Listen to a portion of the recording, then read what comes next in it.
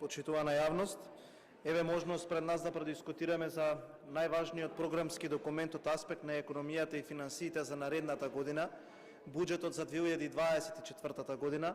Како председател на Собраниската комисија за финансирање и буџет, на кој што 10 дена имавме можност да разговараме детално за буџетот, сакам да го кажам и мојот личен став, а и верувам ставот на најголемиот дел од граѓаните за буџетот за наредната година.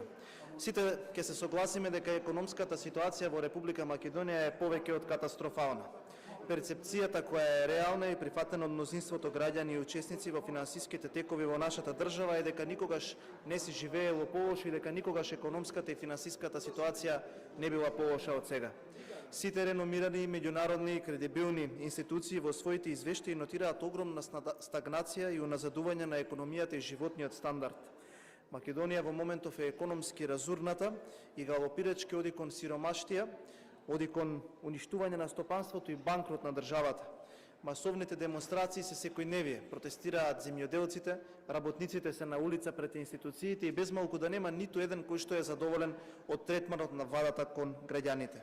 Ние сме држава во која огромен дел од домаќинствата може да си дозволат само еден оброк дневно, огревот е луксус, а владата не престанува да ги троши народните пари за работи за кои што се освен неопходни.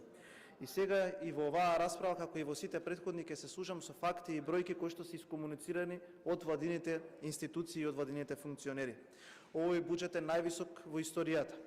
Е базиран на нереални проекции, инфлаторен, предизборен, кој што ќе служи само за дополнително обогатување на одредени елити, а нема да служи за збогатување на државните ресурси и на граѓаните.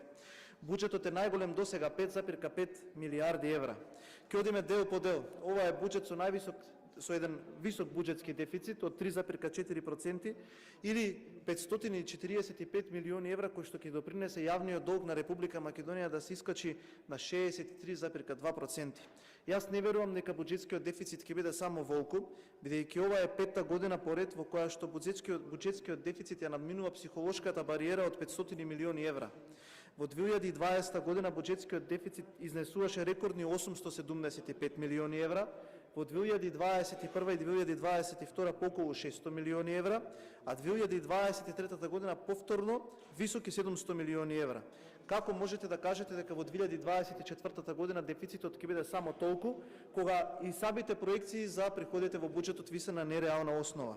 Што велат клучните бројки за буџетот за 2024 година? Кој што концепиравте буџет, кој што и без никакво непредвидено трошење ќе биде половина милиарда во минус, како што кажав, а секогаш има непредвидени дополнителни трошоци кои што се јавуваат во текот на годината. И секоја година вашата проекција за дефицитот се промашува, но на крај тоа го плаќаат граѓаните. Приходите во буџетот во износ од 5 милиарди и 42 милиони евра, односно 10% повисоки од 2023 година, се посебна нереална и недостижна приказна. Ќе ми дозволите да кажам и зошто сум го закочил ова. Доволно е да се прочита само вашиот план за истите и веднаш ќе се свати дека тие приходи се базирани на предпоставки, а не на ситуации кои што ќе се случат без никаков непредвиден ефект. Така очекувате да соберете над 2,9 милиони евра од даноци или 71% од вкупните приходи да ви бидат само од тоа. 460 милиони евра повеќе од минатата година, што значи дека тука или ќе се врши невидена репресија врз даночните обврзници, или ќе има некоја нова наречена така наречена даночна реформа, која што повторно ќе отиде на грбот на дисциплинарните на сметка на оние кои што не плаќаат данок. Како тоа планирате да го направите во услови кога економијата не расте, кога нема повеќе вработувања? Тоа е енигма која што е најверојатно позната само за вас. Од данокот на додадена вредност планирате да се соберат и да се наплатат над 1,3 милиарди евра, со што овој данок и приходите од овој данок ја надминуваат психолошката граница од 1 милиарда евра. Инаку во проста бројка планираат од ДДВ да соберат 133 милиони евра повеќе од минатата година. И сега во текот на оваа година имавте сериозно потфрлување кај ДДВ-то, па моравте да го коригирате буџетот. Да подсетиме дека во 2023 година го покачевте ДДВ-то на енергија на 18% и двојно го покачевте данокот на прехранбени производи од 5 на 10%. ДДВ, како што е познато, се води како данок на потрошувачката, па останува нејасно што толку ќе се троши наредната година за да приносот од овој данок биде повисок. Особено заради тоа што кога ќе се види анализата, Нема никаков дополнителен податок кој што доаѓа во корелација на ова ваше тврдење. Исто така треба да објасните зошто планирате да го зголемите приходот на казни за дополнителни 250 милиони денари или за 10% повеќе од 2023 година. Што значи дека ќе се казнува на секој чекор за да се наполни буџетот, а за што ќе се троши ќе видиме понатака. Сте вметнали и приход од потенцијал на продажба на државен имот и државно земјиште. Господине министар, не можете вие да знаете дали тоа земјиште ќе се продаде, дали тој државен имот ќе се продаде и по која цена. Тогаш фактички само овој податок ви го руши концептот на повисоки приходи за 10% од претходната година. Слабата реализација на капиталните инвестиции изминативе 7 години се покажа како ограничувачки фактор за раст на економијата. Проблемот е во потенцијалот за нивната реализација и слабиот техничко-организацијски аспект на владата да ги реализира. Прво, самото нивно планирање и реализација одат тешко. Капиталните инвестиции, наместо да ја движат напред македонската економија, останаа само на страниците на вашите предлог буџети и на вашите стратегии кои што никако да доживеат конкретна реализација. Она што е загрижувачки е повторното ветување за високи капитални инвестиции. Во 2024 година сте испланирале 773 милиони евра капитални инвестиции, но она што е многу важно е како планирате вие да ги реализирате овие средства во услови кога имате двојни избори за наредната година. Ово оди во насока на аргументот дека вашата влада секогаш планира капитални инвестиции и средства за капитални инвестиции кои што важат се до првиот ребаланс. Тогаш секако дека се кратат, а и така не се реализираат. За влада која што нема 1 километар автопат завршено, која што нема ниту една шајка заковано, која што нема ниту еден проект реализирано, научна фантастика е за 4 месеци да реализира 773 милиони евра. Практично, ако за изминатите 2 години ги земете сите оние средства кои што навистина биде реализирани како капитални проекти, ќе сватите дека нашата влада за 2 години нема реализирано 700 милиони евра капитални инвестиции, со што уште еднаш доаѓаме до аргументот дека е научна фантастика да предвидите толку средства за капитални инвестиции кога не можете да ги реализирате. И затоа, за да не бидам обвинет дека се служам со празни флоскули, ако отидете на вашиот вебсайт каде што се достапни овие податоци, почитувам министер, и заклучно со 19 декември, период во кој што капиталните инвестиции ви требало да се реализираат со 90%, знаете ли за колку проценти се реализирани кај вас? Повторувам, 19 декември реализација на капитални инвестиции 73,7%. Патем, златното правило не ви функционира, бидејќи дефицитот ви е 560 милиони евра, а капиталните инвестиции 20 милиони евра помалку. Буџетските средства за функцијата економски работи се намалени за 58 милиони евра, уште една нелогичност која е директен контрааргумент за епитетот развоен на овој буџет. Велите сте се откажале од непродуктивните трошоци. Ајде да видиме. Кај ставката плати на доместоци планирани се 6,3 милиарди денари повеќе во однос на буџетот за 2023 година. И тука не се за зголемување на платите средствата, туку за предизборно вработување на нови вработени. Министри, во изминатите 10 дена има дузина на огласи кои што бараат нови вработени. Расходите за стоки и услуги се планирани за износ од околу 65,6 милиарди денари, односно 1 милиарда и 65 милиони евра, што е за околу 5 милиарди денари повисоко од буџетот за 2023 година. Расходите за патни и дневни расходи се 770 милиони денари, почитувани. Ставката 425 договорни услуги. Планирани се 49 милиарди денари повеќе. Повторувам, 49 милиарди денари повеќе отколку претходната година. Ставката 423 материјали и ситен инвентар. Планирани се 5,6 милиарди денари повеќе од претходната година. Ставката 427 привремени вработувања. Планирани се 240 милиони денари или 20,6% повисоко од 2023 година.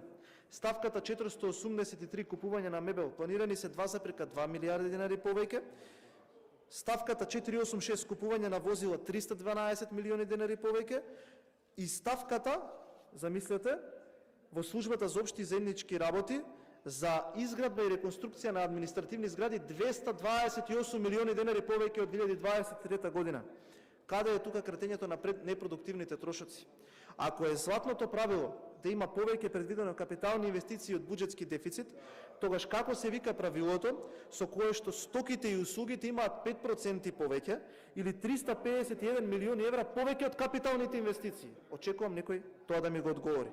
Забелешки на вака концепираниот буџет имаат синдикатите, коморите, организациите на работодавачи, организациите на потрошувачи, но за жал власта бара алиби во други и не ќе да ја прифати реалноста дека таа е директно одговорна за ова фијаско во кое што се наоѓаме. Народот е гладен, а сведоштвата на протестите се потресителни. Без малку да нема вести на некоја национална телевизија каде што некој плаче заради тоа што нема пари да го помине месецот. Заради оваа криминална и неспособна влада составена од СДСМ и ДУИ, долгот достигнува рекорди и согласно тоа што е предвидено во овој буџет за наредната година без дополнителни трошоци треба да се задолжиме 1,2 милијарди евра. Државниот долг оваа година заклучно декември изнесе 8,5 милијарди евра, но во изминатите 30 дена собранието беше гарант на нови 776 милиони евра заеми кои што треба овој народ да ги враќа. Јавниот долг до крајот на годината ќе достигне над 9 милијарди евра, а вие имате во вашите предвидувања дека наредната година ќе стигне 63%. Каде е тука почитувањето на фискалните правила или на мастришкиот критериум? Како и најавените, овие 1,2 милијарди евра ќе допринесат за економското збогатување на Македонија? Никако, ама ќе остане фактот дека оваа најнеспособна влада во овие 7 години успеа да ја задолжи у Македонија повеќе од колку сите други влади претходно до 2016 година, а нема изградено ништо. Огромна сума или близу половина од буџетот оди за социјални трансфери. Оваа расходна ставка за буџетот за 2024 година ја надминува психолошката граница од 2 милијарди евра и ќе тежи 2,6 милијарди евра, што е зголемување за 200 милиони евра во однос од буџетот од 2023 година.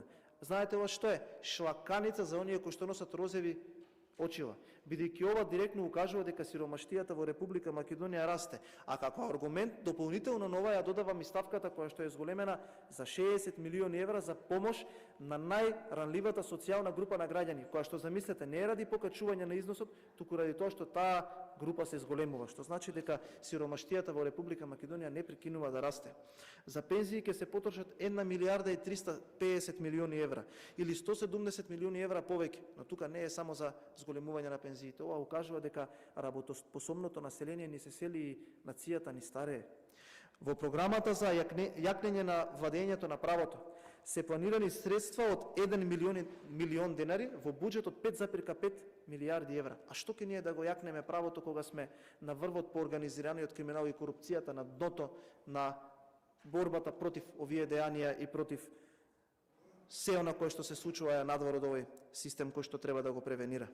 Можем тука да кажем и за црната листа, и за корупцијата, и за изјавите на нашите меѓународни партнери дека се случува пандемија на корупција. Програмата економски развој под програма технолошко-индустријски развојни зони се намалува за цели 250 милиони денари.